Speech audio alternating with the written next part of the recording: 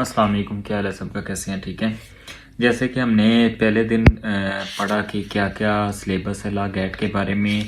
उसके बाद हमने पढ़ा कि मौलवी Tamizuddin versus federal of Pakistan जो केस है उसमें क्या क्या इंपॉर्टेंट पॉइंट्स थे, वो हमने सब कम्प्लीटली थारोली बता दिया मैंने पिछले लेक्चर में कि इसमें क्या क्या इंपॉर्टेंट पॉइंट्स हैं।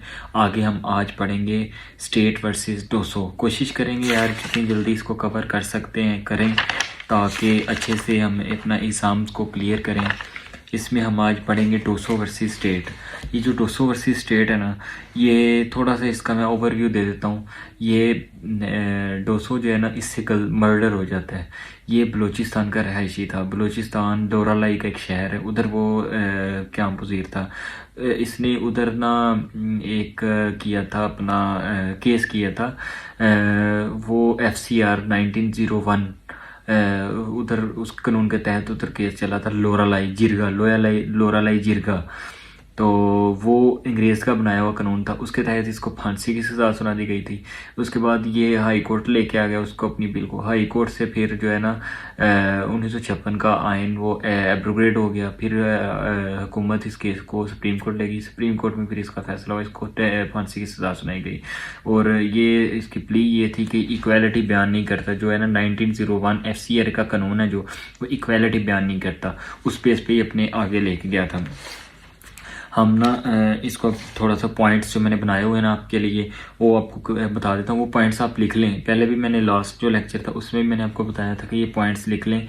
पता है क्या है यार, लॉ गेट इतनी बड़ी कोई मुसीबत नहीं है, लेकिन हम ना स्टडी नहीं करते, हम पढ़ते नहीं हैं, इसलिए हमारे लिए ये एक बहुत बड़ी मुसीबत बन चुका हुआ है। तो अभी भी कितने जो है ना लड़के ना पढ़ने की वजह से 5-5 चांस उनके जो है ना चले गए हैं। तो मैं चाहता हूँ कि यार एक चांस के अंदर आप क्लियर करें। यार ईमानदारी की बात है, इतना इजी है लॉ गेट, इतना इजी है। अगर आप अच्छे तरीके से इसको पढ़ें ना, तो मेरा ख्याल है आप 20 दिन में इसको जो है ना क्लियर कर लेते हैं।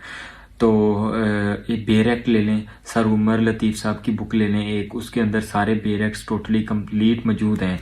तो उसके पीछे जो बेरेक्ट उनको रीडिंग करें अच्छी तरह, लेक्चर सुने, तो फिर आपको क्लियर हो जाएगा। अच्छा, हम अपने लेक्चर की तरफ आते हैं। आज हम पढ़ेंगे स्टेट वर्सेस डोसो। सबसे पहले ये इसमें पूछते हैं कि ये केस कब रिपोर्ट हुआ। ये PLD 1958, ये नोट कर लें। PLD 1958 SC सुप्रीम कोर्ट 533 को ये रिपोर्ट हुआ था केस। उसके बाद इसका जो था ना सब्जेक्ट क्या था, इसका था स्टेट वर्सेस डोसो। स्टेट वर्सेस डोसो ये कत्ल का मुकदमा था। ये पेपर में पूछ लेता है कि जो स्टेट वर्सेस डोसो था ये किसके रिलेटेड था, ये किसके मुतल्लक था, ये मर्डर के मुतल्लक था, ये प्रॉपर्टी के मुतल्लक था, ये फैमिली केस के मुतल्लक था। तो आपने उसमें बताना है, लिखना है कि ये मर्डर के रिलेटेड केस था। अगर आपसे पूछता है पेपर में कि ये डोसो वर्सेस स्टेट किसके रिलेटेड था, तो आपने बताना है कि ये मर्डर के रिलेटेड था।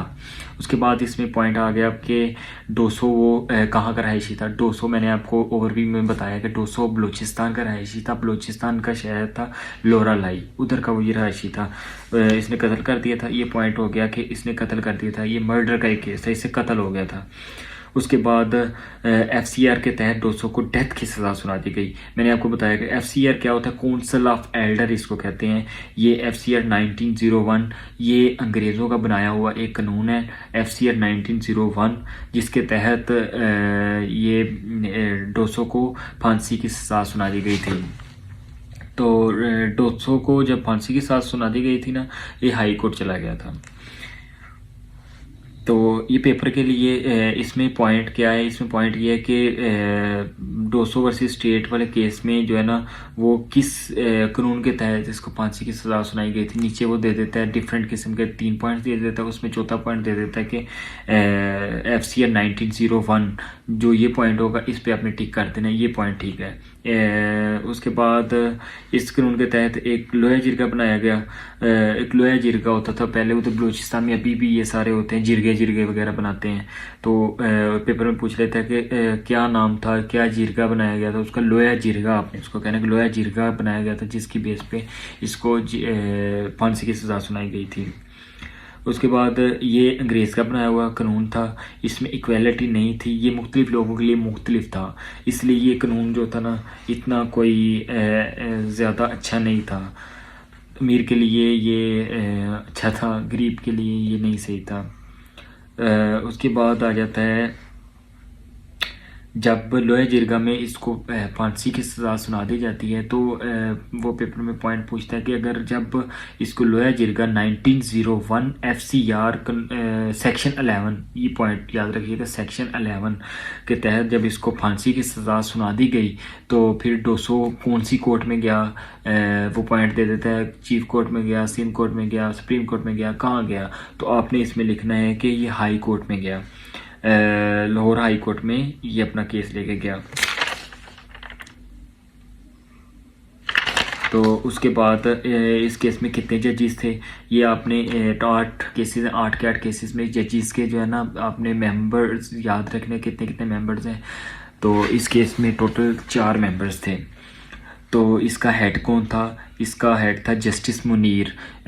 मैंने पीछे आगे पॉइंट आ जाता है कि इसमें डिसेंडिंग ओपिनियन किसने दी थी। मैंने पिछले लेक्चर में बताया था कि डिसेंडिंग ओपिनियन क्या होती है, फिर बताता हूँ थोड़ा सा कि डिसेंडिंग ओपिनियन होती है कि 5 जजेस थे, 4 ने एक फ़ैसला दे दिया, लेकिन जो एक जज था उसने उसके बरअक्स उसके अगेंस्ट फ़ैसला दे दिया। जिसने उसके अगेंस्ट फ़ैसला दिया ना वो उसको हम कहेंगे डिसेंडिंग ओपिनियन।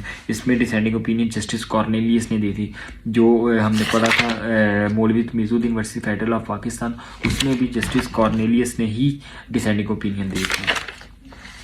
उसके बाद आ जाता है जब वो मुकदमा हाई कोर्ट लेकर गया तो क्या हुआ, उसने किस पेस पे लेकर गया था। उसने 1900 बताया कि 1956 का आइन है ना वो इक्वालिटी बयान करता है, लेकिन जो FCR 1901 सेक्शन 11 के तहत मुझे जो पनिशमेंट मिली है ना इसमें इक्वालिटी बयान नहीं की। ये कि मुख्तलिफ लोगों के लिए मुख्तलिफ है ये कानून, इसलिए मेरे जो है ना सज़ा माफ़ की जाए मुझे। और इसमें फिर हुकूमत इस केस को ये जो था ना 1956 का आइन ये एब्रोगेट हो गया, ख़त्म हो गया, तो ये ऑटोमेटिक जो है ना हुकूमत इस केस को सुप्रीम कोर्ट ले गई। तो पेपर में वो पूछ लेता कि सुप्रीम कोर्ट में कब फिक्स हुआ ये केस, तो उसमें या तो एक दे देता है कि ये अक्टूबर के जो है ना अक्टूबर के दूसरे हफ्ते में फिक्स हुआ था, या नीचे वो दे देता है कि 13 अक्टूबर 1958 को ये फिक्स हुआ था सुप्रीम कोर्ट में। अगर आपसे वो अगर आपसे वो पूछता है कि सुप्रीम कोर्ट में ये कौन सी डेट को फिक्स हुआ था, तो आपने बताना है कि 13 अक्टूबर 1958 को ये फिक्स हो गया था। उसके बाद 7 अक्टूबर 1958 को पाकिस्तान में पहला मार्शल लगा था। बहुत इंपॉर्टेंट पॉइंट है ये आपके लिए, जनरल नॉलेज के लिए भी बहुत इंपॉर्टेंट है। पाकिस्तान में पहला मार्शल कब लगा था, पाकिस्तान में पहला मार्शल 7 अक्टूबर 1958 को लगा था। उसके बाद 200 के साथ क्या हुआ, 200 को फांसी लग गई थी, 200 को फांसी की सज़ा सुना दी गई थी, और 1956 का आइन एब्रोगेट हो गया था, मैंने पहले भी बता दिया आपको। इसमें ना पेपर में पूछ लेता है कि इसमें कौन सी थ्योरी का यूज़ किया गया था। इसमें हेल्सन कैल्सन, मैं अब कैसे आपको बताऊं, हेल्सन कैल्सन जो है ना इसको आपने याद रख लेना है कि हेल्सन कैल्सन्स ये लिख लेना है। अगर 200 वर्सेस स्टेट के केस में वो पूछता है, पॉइंट देता है कि हेल्सन वर्सेस कैल्सन्स या कोई और पॉइंट देता है, तो हेल्सन हेंस वर्सेस कैल्सन जो है ना ये आपने लिखना है कि इस पे डिपेंड करता था ये केस। उसके बाद हमारा अगला केस है Asma Jilani versus government of Punjab. इस केस में जो है ना इसका जो हेडिंग है वो क्या थी, Asma Jilani versus government of Punjab.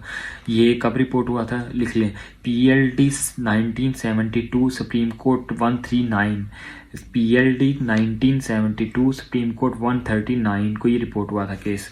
इस केस में टोटल 5 जजेस का बेंच था और इसका चीफ जस्टिस हमूदुर रहमान था इसका चीफ जस्टिस, और ये केस लाहौर हाई कोर्ट में लगा था।